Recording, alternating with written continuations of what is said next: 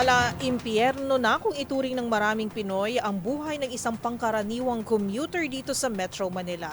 Maliban kasi sa mausok, matinding balyahan at siksikan ang kailangan na suungin para lamang makapasok o makauwi galing opisina. Pero para sa mga plus size nating kababayan, doble ang pasakit na kanilang dinadala. Lalo't ang iba sa kanila ay tinutulig sapa sa kanilang timbang.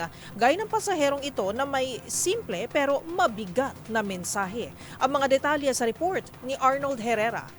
Bumasag sa puso ng mga netizen ang simple, ngunit madamdaming mensahe ng plus size na ginang na ito na nag-book sa isang ride-hailing app. Sa vlog ng rider na si Aris Moto, magalang na nagtanong ang customer kung kasya raw ba ito sa motor, lalo tumitimbang ito ng 97 kilos. Sabay hingi ng pasensya dahil mataba raw ito. Laking pasalamat din daw ng customer sa pagtanggap ni Aris, indikasyon na posibleng ilang beses na rin itong tinanggihang isakay.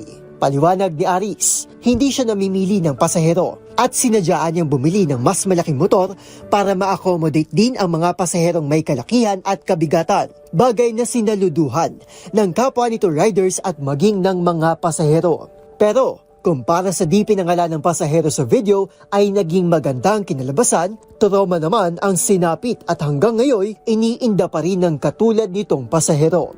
Kwento ni alias AD, harap-harapan daw itong binastos ng rider at sinabing wag na daw itong mag-book dahil mataba umano ito. At kung makatsyempo raw ito ng maayos na rider, nagbibigay na lamang daw ito ng tip bilang pakonsuelo. Kwento naman ng commuter na si Lane, napahiya rin ito noon nang mapilitan itong mag-cancel ng booking dahil nabahala na ito sa panay tingin ng rider sa gulong ng motor nito. Kaugnay niyan, umaasa naman ng mga netizen na magkaroon ng inisyatibang mismong ride-hailing apps para mas maging bukas sa plus-size bookings at maiwasan ng bashing at diskriminasyon.